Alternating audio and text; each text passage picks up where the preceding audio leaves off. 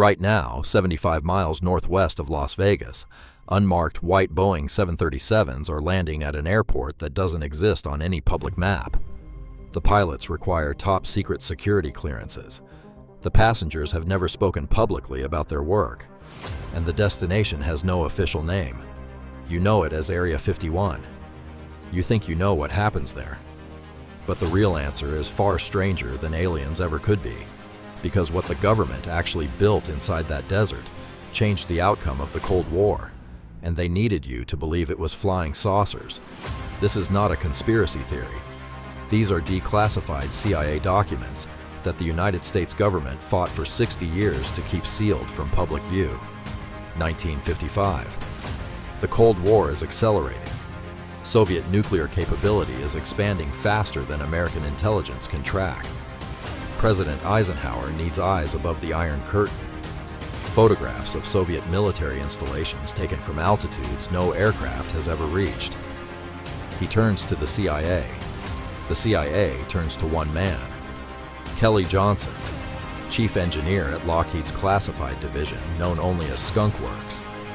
Johnson's mission is deceptively simple: build an aircraft that can fly at 60,000 feet, higher than any plane in human history, completely invisible to Soviet radar. But where do you test an aircraft that officially doesn't exist? Johnson sends test pilot Tony Levier on a 2-week scouting mission across the American Southwest.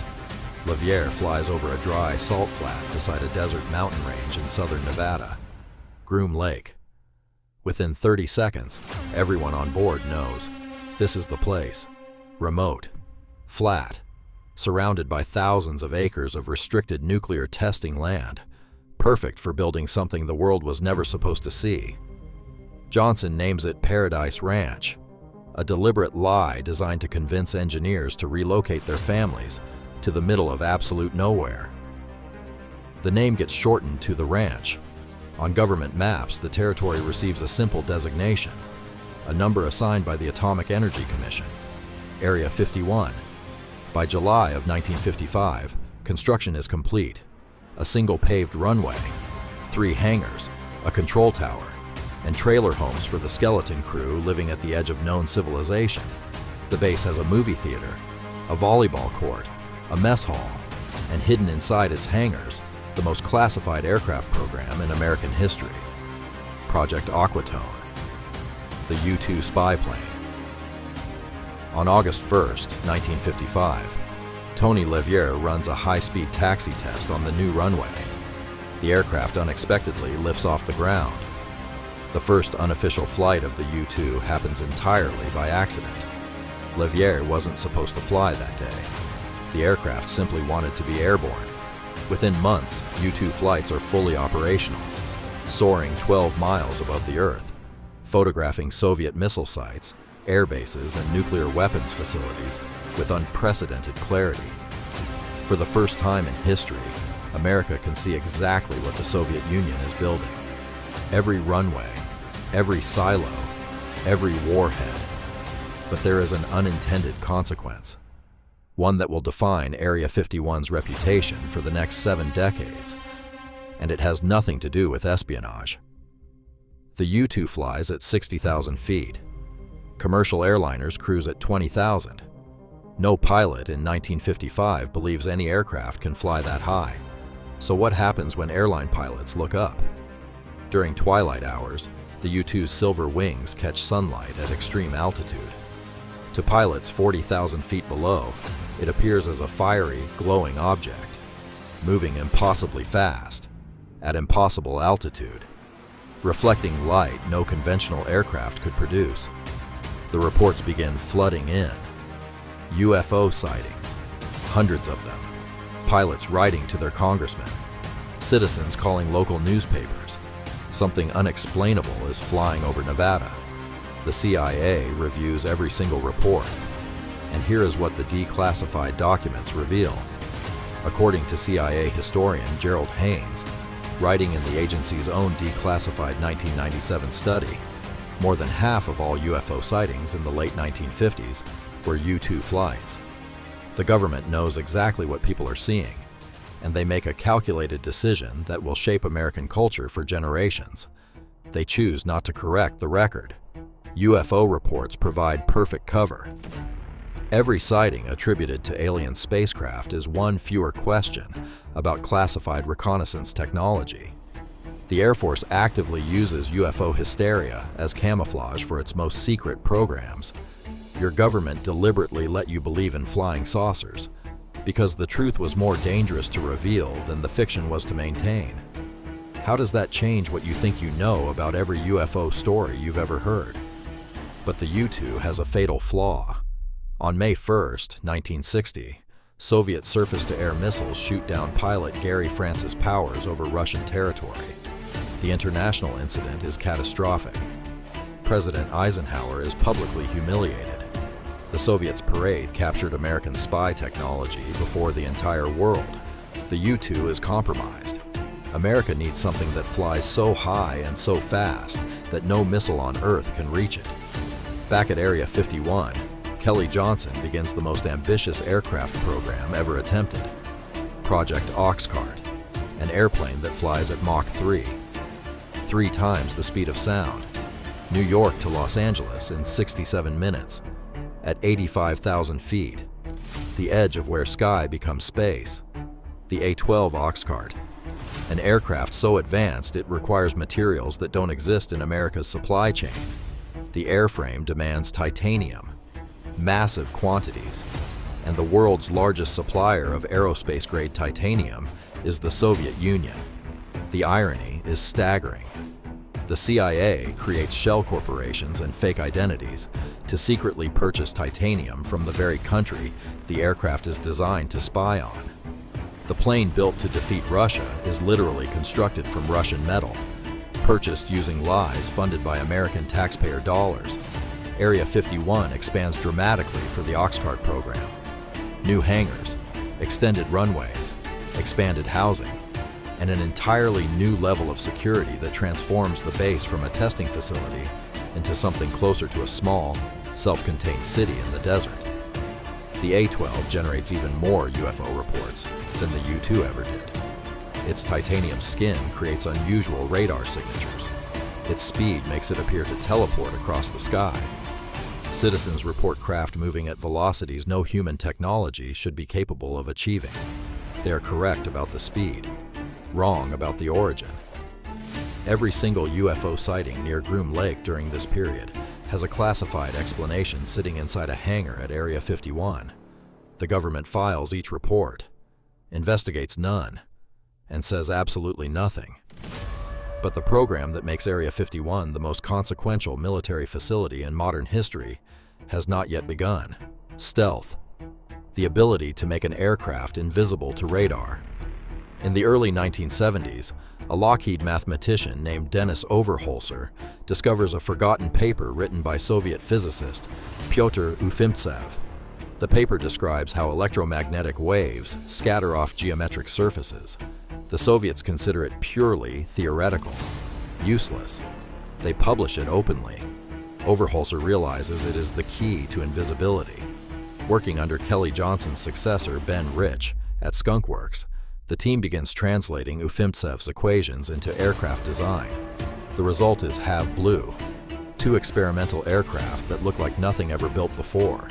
Angular, faceted, designed not for aerodynamic beauty, but for radar deflection. Have Blue's first flight occurs at Area 51 in April 1977. It works. An aircraft the size of a fighter jet produces a radar signature, smaller than a marble. The Air Force immediately launches Senior Trend, the program that will produce the F-117 Nighthawk, the world's first operational stealth aircraft. 59 are built in total.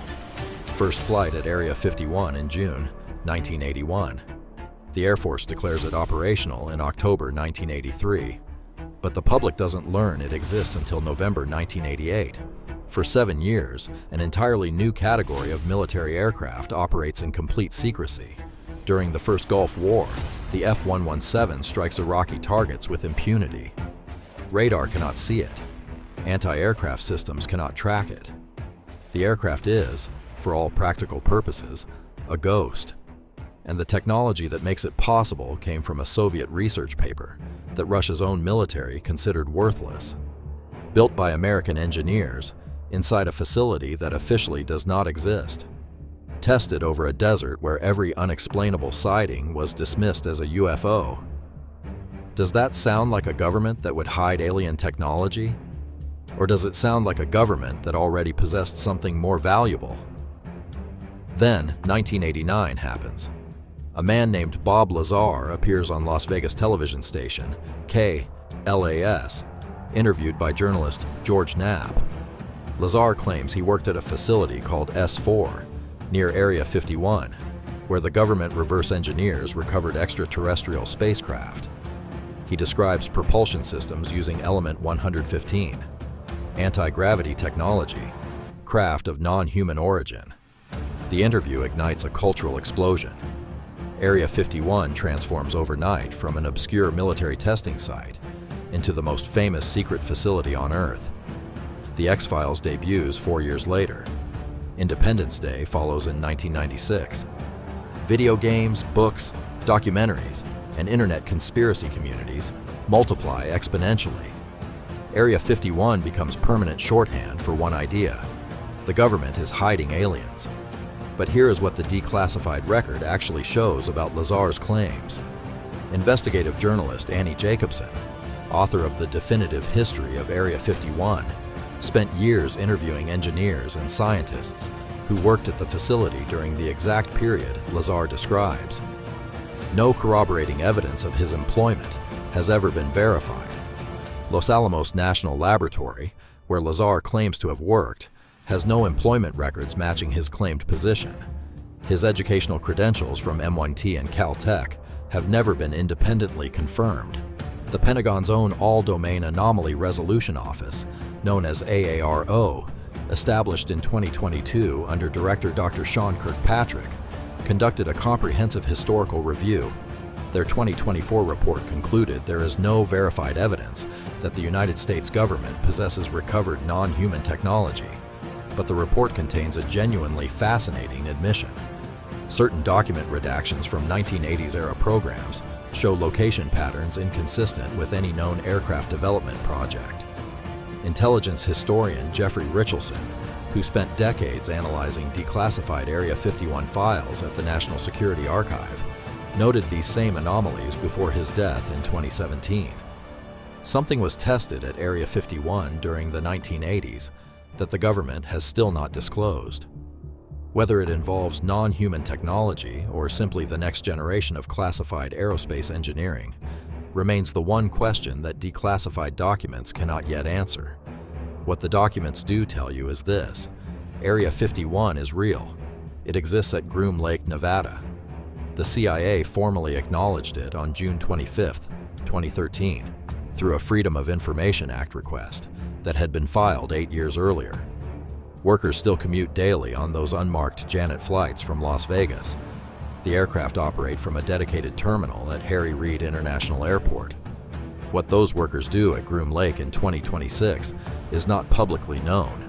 The facility that gave America the U-2, the A-12 Oxcart, the F-117 Nighthawk, and at least 3 additional aircraft programs that remain fully classified continues operating behind the same security perimeter established 71 years ago.